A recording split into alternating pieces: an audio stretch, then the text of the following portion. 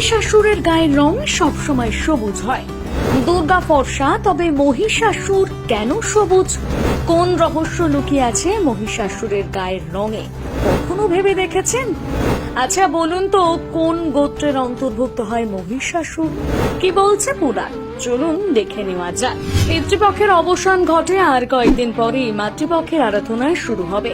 মঙ্গল শঙ্খ এবং ঢাকঢোল সহযোগে মর্তে আসবেন দেবী দুর্গা। ষষ্ঠীতে শুরু হয় দেবীর বোধন।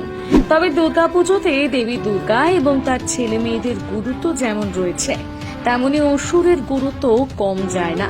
পুরাণ অনুযায়ী স্বর্গলোক যখন পাপে ভরে গিয়েছিল, সেই সময় পাপের বিনাশ করতে দেবতারা তৈরি করেছিলেন এক দেবীকে। সেই দেবী অসুর দলনী দুর্গা। দেবী দুর্গা 10 হাত, নানান অলঙ্কারে সজ্জিতা, রত্ন বিভূষিতা। কিন্তু অসুর, তাকে কেমন দেখতে? অসুর বলতে আমাদের চোখের সামনে ভেসে ওঠে দীর্ঘকায় বিকট এক দেহ। ভয়ঙ্কর তার মুখমণ্ডল, তার হাসিতে কেঁপে ওঠে স্বর্গ নরক। পুরাণের এই কাহিনী মতে তৈরি করা হয় অসুরের অবয়ব। বিভিন্ন পুজো প্যান্ডেলে এমনই ভীষণ আকৃতির দৈত্যাকার মূর্তি দেখা মেলে। দুর্গার পায়ের কাছে প্রাণ ভিক্ষা চাইছে মহিষাসুর। কুমোরটুলি গলিতে একটু ঢু মারলে দেখা যাবে প্রায় সব ক্ষেত্রেই অসুরের গায়ের রং সবুজ।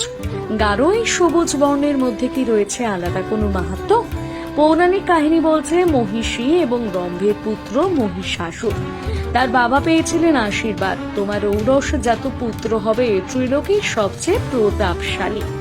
দৈত্যগুরু শুক্রাচার্যের দ্বারাও বরপ্রাপ্ত হয়েছিলেন মহিষাসুর। এই পৃথিবীর কোনো পুরুষ তাকে হত্যা করতে পারবেন না। সেই সুযোগে নিজের দাপট কায়েম করতে ব্যস্ত হয়ে পড়েন মহিষাসুর। তার অত্যাচারে বীতশ্রদ্ধ হয়ে যান স্বর্গের দেবতারা। কিন্তু মহামায়ার হাত থেকে বাঁচতে বারবার ছদ্মবেশ ধারণ করতেন মহিষাসুর। কখনো আবার নিজেকে লুকিয়ে রাখতেন মহিষের পেটে। নানাবিধ উপায়ে ছলনা করে দুর্গার হাত থেকে বাঁচতে চেয়েছিলেন তিনি। তবে শেষ পর্যন্ত তার নাগাল পেয়ে যান আদি শক্তি মহামায়া। মহাদেব প্রদত্ত ত্রিশূল দিয়ে মহিষাসুরকে যে মুহূর্তে বধ করেন তিনি, মহিষাসুরের অর্ধেক শরীর চলে যায় মহিষের পেটে।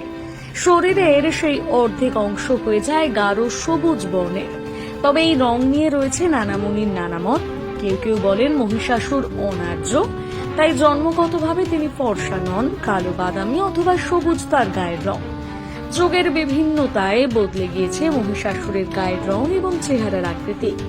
কিন্তু তারপরেও পুরাণের সঙ্গে সঙ্গতি রেখে বেশিরভাগ মহিষাসুরের গায়ের রং করা হয় পিত্তবর্ণের বা সবুজ।